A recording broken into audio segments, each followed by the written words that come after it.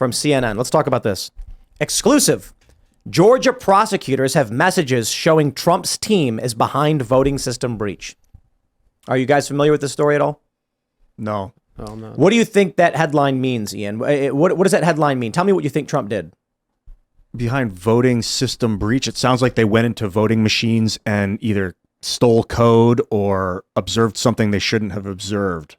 So messages showing Trump's team is behind a voting system breach. You're saying it sounds like Trump's team broke into the voting systems and stole code and stuff like that. Yes. Do you want to know what the real story is? Yeah, I'd love to. An election official in Coffee County invited Trump's legal teams, his lawyers he'd hired, to come and inspect voting machines. And the messages they have are Trump's lawyers saying, we've been invited down to Coffee County by one of the election officials to take a look at the machines. And CNN titled it that way. Yeah, the word breach then is a misnomer, could even be defamatory. It sounds like they maybe a voting system observation, but that wouldn't get clicks. So what's happened now is people in the state are arguing that the election official did not have the authority to allow Trump's lawyers to come and inspect the machines. Therefore, it was an illegal breach of their voting systems and that Trump's team was behind it. So I saw this. It was actually Brian Krasenstein who tweeted it. And he said, here's the story from CNN. Trump's team was behind it. And I was like, wow, I got to know what this is. But I tell you what, every time I hear a psychotic story about Trump being some criminal mastermind, you read a couple paragraphs and you realize it's all fake news. And what did I find? You know what CNN, the best thing CNN could do is they wrote written invitation with quotes. They then later say in the article, they've not actually reviewed the substance of the invitation or the letter itself, only communications that confirm it was provided to Frice, Carrick, and Sullivan Strickler employees. Keiss, Carrick, and Sullivan Strickler are lawyers. Lawyers were provided with a, quote, written invitation by an election official to go down and inspect voting machines. Incredible. Yeah. Wow. This is a basis of his indictment in Georgia. That's the whole base. Wow. Not the whole basis, but they're arguing that the DA has this and it is a component of the charges that are being brought against Donald Trump. It's amazing. I mean, it's hard not to look at it as just complete desperation, right? They want him to be guilty so badly that they'll just make up nonsense. This is all misleading. I mean, you were saying before, like, has he been charged or indicted? Being charged means that the DA says that there's enough evidence to prosecute you. So the DA really believes there is something on Trump. But now we need the grand jury to say, yes, we believe there's enough to prosecute, right? And that just doesn't happen. In fact, Georgia doesn't need the grand jury, apparently. They say, we have enough no matter what you say. And that's kind of insane, especially if the grand jury is reading CNN. Look how they write this. This is amazing. On January 1st, 2021, days ahead of the January 7th voting system breach, Catherine Friess, an attorney working with Giuliani, Sidney Powell, and other Trump allies, shared a written invitation. They put it in quotes again. What does that mean? That someone called it a written invitation, but there's maybe suggesting that and it wasn't. if you go and dig through the story, there was an election official there's two election officials. One opened the door and let him in, got in trouble. And then one provided the invitation to examine voting systems in Coffee County with a small group of Trump allies. That group included members of Sullivan Strickler, a firm hired by Trump's attorneys to examine voting systems in the small, heavily Republican Georgia County, according to text messages obtained by CNN. That same day, Friess sent a letter of invitation to Coffee County, Georgia, to former NYPD Commissioner Bernie Carrick, who was working with Giuliani. Okay, so to clarify, I don't know that they say Strickler's a firm. I know that Friess is an attorney when it said Friess, Strickler, and what's the other name? Carrick, who was working with Giuliani, blah, blah, blah. Friess then notified operatives who carried out the breach and others working directly with Giuliani that show Trump's team had secured written permission. Okay, well, hold on a minute. How come they over and over again say in this article they had an invitation and permission? Yet they call it an illegal breach. You read, like, they said they sent an invitation. So was that in quotes? Like, that element of it? Like, they said look at this. It says, Friess then notified operatives who carried out the Coffee County breach and others working directly with Giuliani that Trump's team had secured written permission, the texts show. CNN has not reviewed the substance of the invitation letter itself.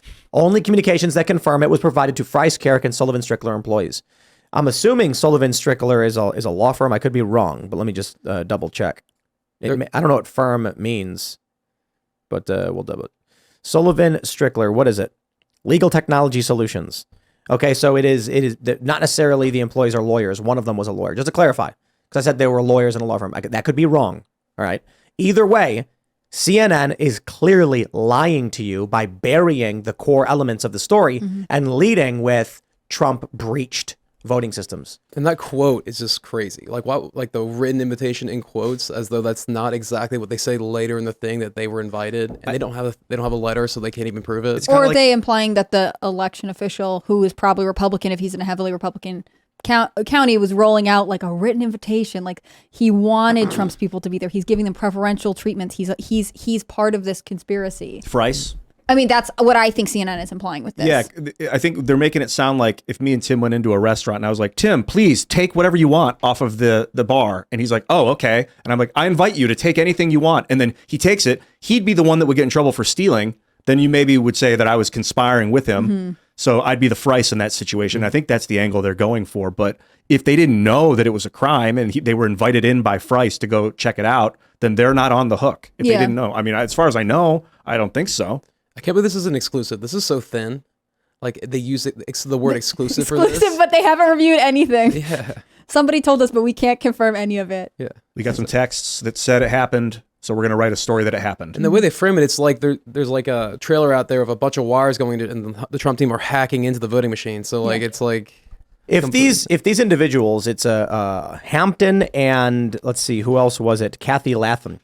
If they were in the wrong in letting Trump's team into this, the story should be that election officials were in the wrong and Trump's team mistakenly entered, presuming that the invitation was legitimate.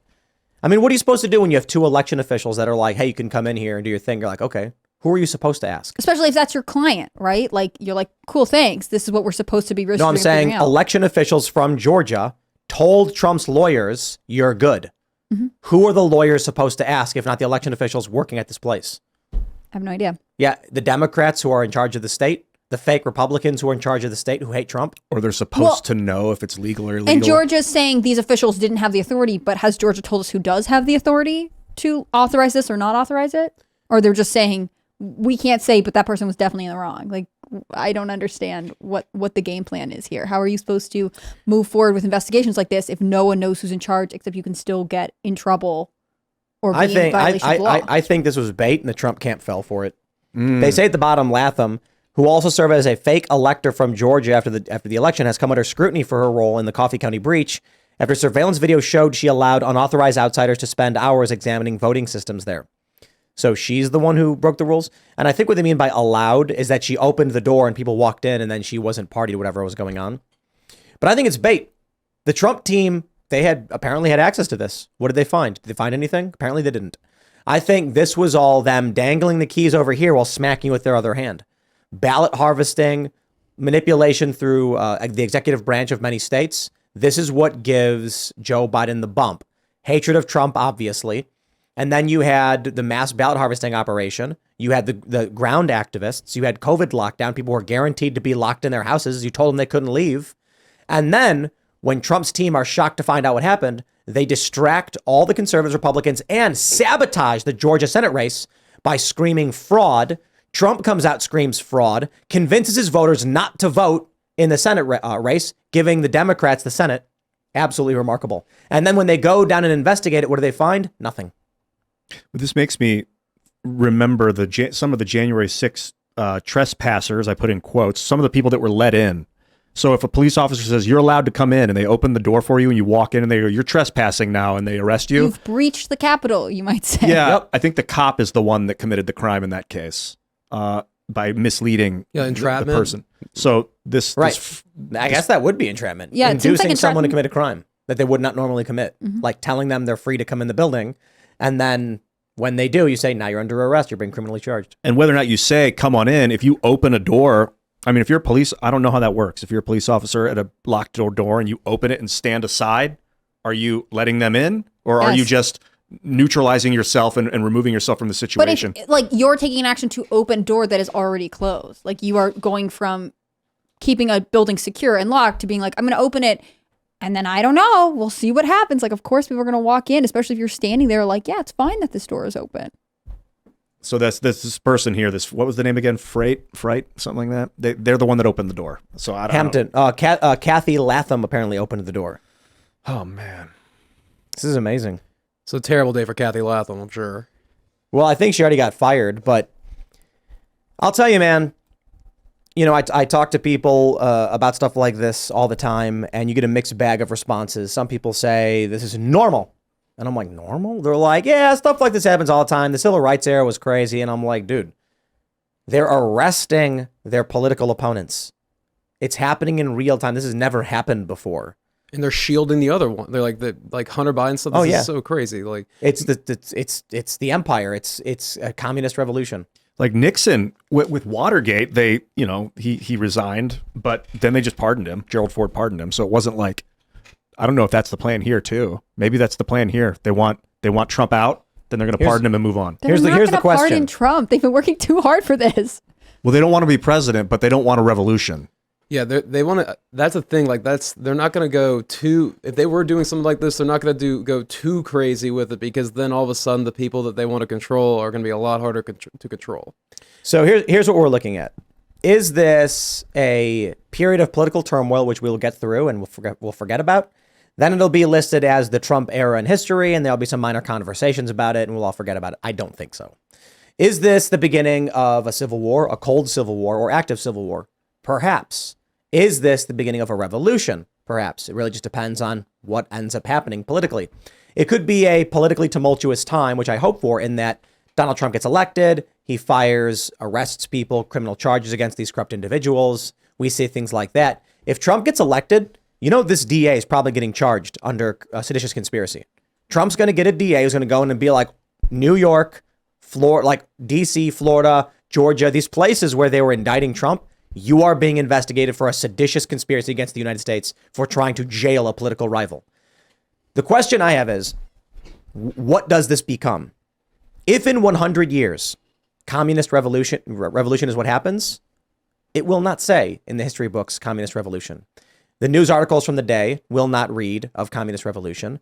The Wikipedia entries won't. It will simply say that Trump was a fascist who tried to take over the country, and he was stopped by a group of heroes. They'll make movies about a ragtag band of dissenters who work together to stop Trump from stealing the election, and they'll call it the shadow campaign.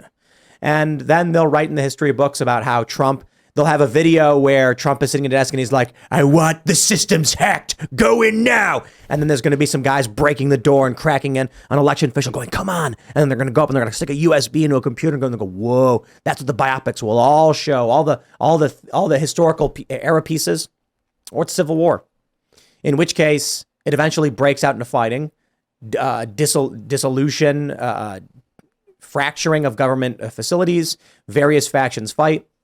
I had a friend ask me today. He said, when the news came out about Georgia indicting Trump, I was like, this is insane.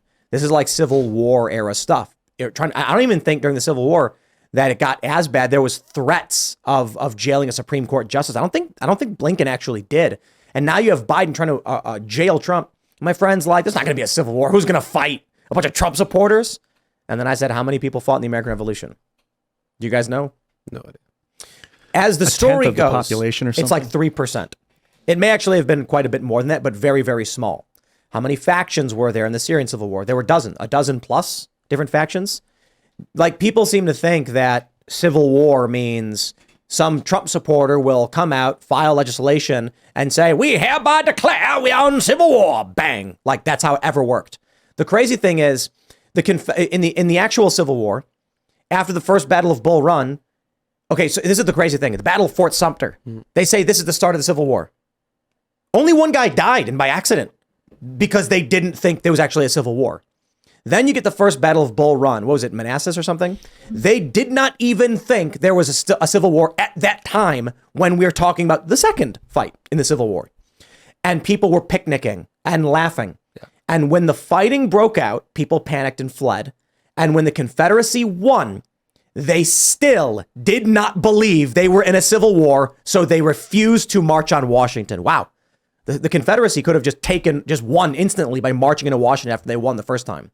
It's like no matter how much was happening, they did not believe it was a civil war. I read this academic article about when did it become the Civil War, because I was interested with everyone talking about what's happening in the United States. When will people actually say we're in a civil war? I have no idea. Maybe they won't, because something could change and it could become a revolution. Or if it is a revolution, they won't even call it a revolution. They'll say they'll say justice or something like that. Mm-hmm. Or Trump gets elected, fires everybody, and they just say thwarted a communist revolution. Who knows? And I was reading about how at first it was called the conflict between states and a rebellion and things like this. And then eventually, after a few years, I think it was like 1 or 2 years, it was being referred to as civil war. Mm-hmm. But it's remarkable to me that they could be shooting and killing each other and be like, but we're not in a civil war. That's crazy. And then you have the story of John Brown and Bleeding Kansas, 7 years in the lead up of the Civil War, and the people he killed. And I'm like, for all we know, in 100 years, they're going to be like, dude, this like the second Civil War period was crazy. And like, we're in a civil war now. And then some dude's going to be like, bro, we're not in a civil war. Come on. And then they're going to go, do you know the story of what happened with Michael Reinl in Portland? This communist with a tattoo on his neck, he walks up to a Trump supporter and just shoots him twice in the chest. Just like today, we talk about John Brown walking up to a slave owner, pulling out a gun and blasting him in the face. Mm-hmm. Like, for all I know, it could be 10, 20, 30 years, or it could never happen. But I'm just saying, like, people never know when they're in the conflict. You can't see the forest, you're in it. Do you think part of the evolution of the American Civil War was different because we were used to fighting on our own soil, whereas modern people are used to wars being things that happen somewhere else? I mean, I'm thinking in comparison, like the time difference between the American Civil War or the Revolutionary War and the Civil War really wasn't that great. Whereas we were, we fought in Vietnam, we obviously had wars in Afghanistan, but they happen elsewhere. So we don't think conflict happens on our own soil. I mean, it does though. I mean, the Civil War was one of the bloodiest battles ever. But in comparison, it's so far back, people like feel disassociated from it. No, because they're not even. We are clearly at war with Russia and Ukraine, and even now they're like, no, we're not. I think it's because people don't see it. They feel like it's happening somewhere else, so it's sort of amorphous and it's not. I think you just can't see the forest through the trees. You're in it. So we're looking at any reasonable person who has read the news and understands what's going on knows the United States is at war with Russia, period. We provided weapons and intel so that a Ukrainian could blow up the flagship of the Black Sea Fleet, Russia's Black Sea Fleet. Like, come on, that's not Ukraine doing it. And that you say, we're at war with Russia. No, Ukraine is. Well, we're just helping them. What I think is interesting how you said like that 3% was fought in the Civil War, right? No, a revolution. A revolution. But I don't know that that's true. That's what they say.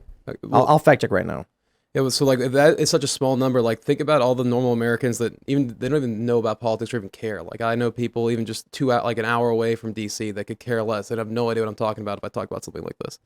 Like we could very much be, and I was trying to be so bearish on the Cold War thing that Tim was saying, but honestly, the more I think about it, and also I don't know what they're going to do. The other thing you're saying earlier about when Trump becomes president and he starts ripping through these institutions, if he becomes president, like that's a worst case scenario for these guys. Like quick Google search, they say the 3% thing is a myth. Okay. So let me, but keep talking. I'm just reading. Okay. Well, then damn, we're wrong about that one. We'll scrub that point. We're scrubbing that point from the record. But but think about if you're Merrick Garland, if you're any of the Chris Wray, if you're any of these guys, the worst case scenario for you is if Trump becomes president. If a Republican becomes president, maybe you can cut a deal with like DeSantis or somebody else. But like Trump's people, they've been getting attacked for 4 straight years. They're coming for blood. Like that's the one thing that makes me worried about when you say that this might be the last election we have in American history, or at least for a while, or the last real one. Like if I'm them, between 3 and 10%. That's still tiny. Yeah. The higher estimate is about 10% because there was a lot of militia involved. The Continental Army was about 75,000 at the time when the U.S. population was 2.5 million. Isn't that crazy? And so a bunch of different sources say they think the 3% thing comes from the size of the Continental Army compared to the size of the U.S. population, which makes sense. But then when you actually break it down, it doesn't make sense because women don't fight, the elderly don't fight, a lot of younger people. So that could theoretically reduce the total percentage of eligible fighters. But then you take into consideration active militia, which were not registered or Continental, and they say it could be closer to about 10%, in which case a very, very small percentage of individuals. Oh, it's 10% of the available fighting force fought? 10% of the population. So like that includes women and children, like little kids too? 10% of the population, meaning 90%, 100% of them are men. Oh, okay. So just the available fighters, 10% of those went to war. 10% of all of the population fought. Of that 10%, they were all eligible fighters. It is not that 10% of eligible fighters fought. Well, then that means, because that number would be, if So let's 30% of the population was kids. So let's break it in half and say the population is 2.5. So let's say about 1.25 million men. Let's say that 400,000 are between elderly and children. Maybe that's unfair. It probably would be if they're having, how many kids are they having back then? Let's just say 5. Yeah, at least, probably. 5 kids. So then you've got a smaller portion of elderly, but we'll cut it in half, take 2.5. So then if we're looking at 1.25, it's fair to say, yeah, maybe 300 to let's say 500,000, because there were a lot of children, were not eligible. You then have 750,000 eligible fighters. Of that, 250,000 fought. So we're looking at roughly 1/3 of eligible fighters, or 10% of the total population. That's what I'm thinking. But I'm just throwing numbers off the top of my head. The point is this. We have 300 some odd million people in this country right now. It takes only only a small amount of people to disrupt a system. In New York, so back in the day, think about this. 2.5 million people and 75%, and 75,000 are Continental Army, 3%. How many people serve in the U.S. military service today? Someone want to look it up real quick? Quick Google search here. And then my point is, as Ian is searching this, the U.S. population is massive. New York City, for instance, in the metro, we're looking at 10 million. In the city proper, I think it might be 9, but they only have like 40,000 cops. This says a 1.3 million active duty personnel. 1.3 million as of 2022. 1.3 million. So we're talking about what, 0.3% of the population of this country is active duty, but it was 10 times that during the American Revolutionary period. They were, during World War II, they were drafting, I think, 3 million people a year, something like that. So the draft you could draft.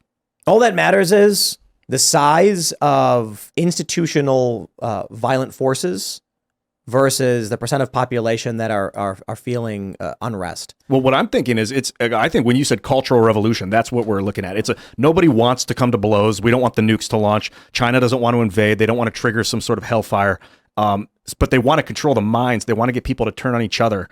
And so how many people are aware of that? Those are the active fighters of the day, quotes. Thanks for watching this clip from the Timcast IRL podcast. Hang out with us live Monday through Friday at 8 p.m. and become a member over at timcast.com for uncensored, members-only shows exclusive. Thanks for hanging out, and we'll see you all next time.